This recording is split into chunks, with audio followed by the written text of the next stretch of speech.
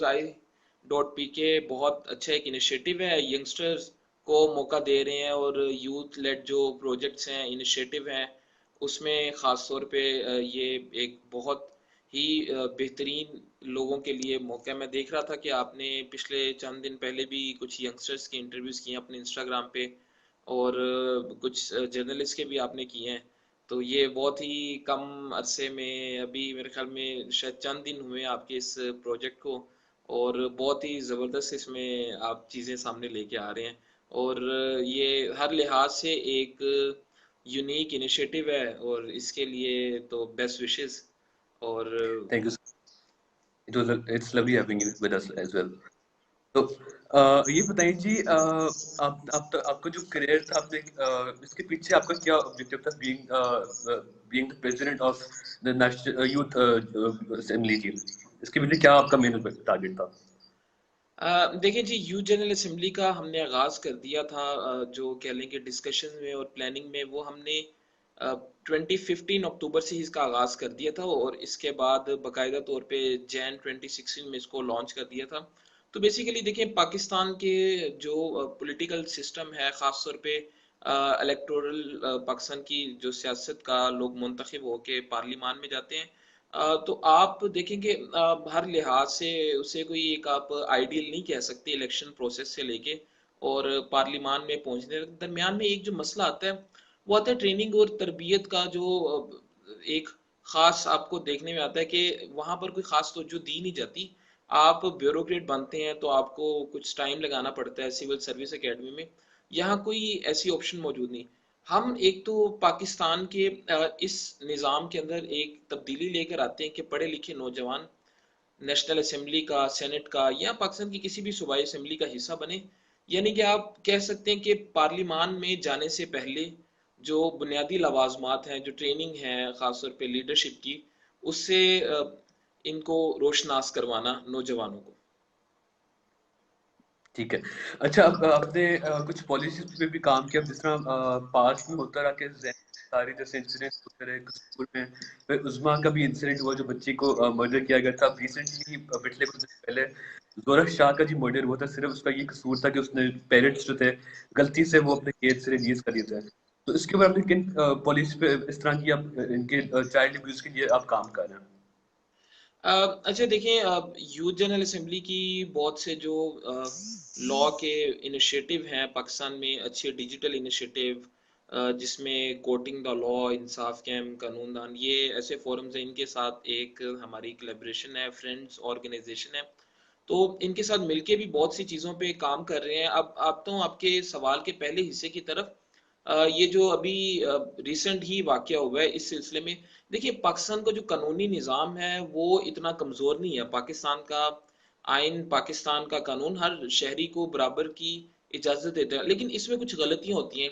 अब मैं ये रेफरेंस दूंगा कि आप सबको याद होगा, सुनने वालों को, कि 1.5 साल पहले एक वाकया हुआ था उज़्मा का। जैसे ये सेम वाकया हुआ, इसी सिनेरियो में घरेलू मुलाजमा थी, मार दिया गया।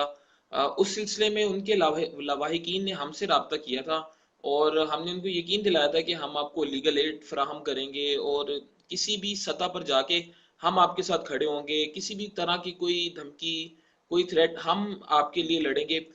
मगर एक दो दिन तो उनके साथ हम बैठते काम करते रहे, हमने वकील भी कर लिया था, कुछ मीडिया चैनल्स ने खबर भी चला दी थी, मगर उसके बाद जो वुरसा थे वो खुद पीछे हट गए थे। तो आपको समझ आती है कि ये दो चीज़ों से होता है। एक तो फाइनेंशियली सतह पर भी काफ़ी मदद मिल जाती है, और इसके साथ साथ जो दूसरा होता है कि यहाँ पर हमारे यहाँ डर मौजूद रहता है, खौफ मौजूद रहता है, क्योंकि हमारे यहाँ जो बदकिस्मती से हमारे लीगल इंस्टीट्यूशन है, यहाँ पर एक हमारे कह लें कि कमज़ोरी भी पाई जाती है। आप अब देख लेना कि 5 दिन पहले पाकिस्तान में जो एक वाकया हुआ था इंसाफ के हवाले से, अब वो वकील मायूस हैं। तो जो सिस्टम है पाकिस्तान के, साबिक वज़ीर आज़म भी इस बात पे कहते रहे कि जो हमें हमें इंसाफ नहीं मिल सका, टेक्निकल बुनियादों पे कुछ खुश रहे हैं, कुछ नहीं खुश रहे हैं। तो ये देखिए, ये सिस्टम तब तक ठीक नहीं हो सकता जब तक इस सिस्टम से जुड़े लोग खुद को ठीक नहीं करते। ठीक है, अब आपके जुडिशियल सिस्टम, आपके जो इदारे हैं, सिर्फ उनका मसला नहीं है। मसला ये है कि आपके जो पब्लिक है उनका एक पीछे क्या फीडबैक। हम तो एक तो हिस्ट्री को, अपने वाकयात को बहुत जल्दी भूलने के आदी हैं, लेकिन अगर अवाम ने, या कह लें कि जो इस केस से जुड़े हुए लोग थे, जिसकी मैं एक रेफरेंस दे रहा हूँ, क्योंकि आप जिसकी बात कर रहे हो उसमें तो हम बराह रास्त या गैर बराह रास्त दोनों सतूहात पर नहीं शरीक, लेकिन जिसमें हम शरीक थे उसका मैं बता रहा हूँ कि अगर ये पब्लिक रिस्पॉन्स रहता, तो पब्लिक रिस्पॉन्स रहता हमारा थोड़ा सा, जो कह लें कि कवानीन में इनमें तब्दीली होनी चाहिए, क्योंकि जब आपने इस तरह से मारा और फिर वो जो बच्ची की तस्वीर थी वो सोशल मीडिया पे आ रही थी, तो ये कोई कत्ल नहीं है, फिर ये दहशत गर्दी के जुमरे में आता है, और दहशत गर्दी में तो कोई भी मुआफ नहीं कर सकते आपको, रियासत भी नहीं, ठीक है। तो ये तो चीजें देखनी चाहिए ना, कि ऐसी कोई भी चीज, ये चीजें आइडेंटिफाई होती है, और हमें हर चीज मसनद तहकीक के साथ करने की जरूरत है। हम बहुत जज्बाती कौम है, हमें सच्चाई का कोई 5 दिन बाद पता चलता है। तो ये चीज थी। और दूसरा आपने जो सवाल उठाया उसके मैं इसी की तरफ आता हूँ। हमने क़यादत के नाम से एक प्रोजेक्ट शुरू किया था जिसमें 5 पॉलिसीज थी: एजुकेशन, इंफॉर्मेशन एंड ब्रॉडकास्टिंग। जी, मेरी मुस्कुराहट ही आपको बता रही होगी कि कहाँ तक इम्प्लीमेंट हुआ है। देखिए, हमेशा जो कहते हैं कि तब्दीली या किसी भी सिस्टम के अंदर कोई भी चेंज आता है, उसका वो एक रात में नहीं आ जाता। अब देखिए ना, हम यंगस्टर्स हैं, हम ऐवान इक़्तिदार में तो बैठे नहीं है कि जो हम बातें कहेंगे वो हम उसी रात इम्प्लीमेंट कर दें, ठीक है। तो आप जो यूथ लेड इनिशिएटिव होते हैं वो क्या कर सकते हैं, वो यही काम कर सकते हैं कि वो स्विक एजुकेशन के हवाले से और दीगर मामलात में दे सकते हैं अपनी अवेयरनेस।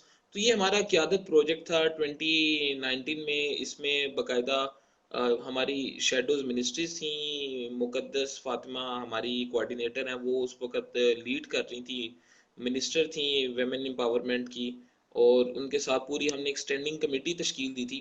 तो इन बच्चों ने चंद महीनों की मेहनत के बाद सर्वेस की बुनियाद पे और मुख्तलिफ एकेडमिक और उसके अलावा जो पार्लियामेंटेरियंस हैं इनके साथ मुलाकातों के बाद और मुशाहिदात की रोशनी में ये जो तमाम चीज़ें थी ये तरतीब दी थी।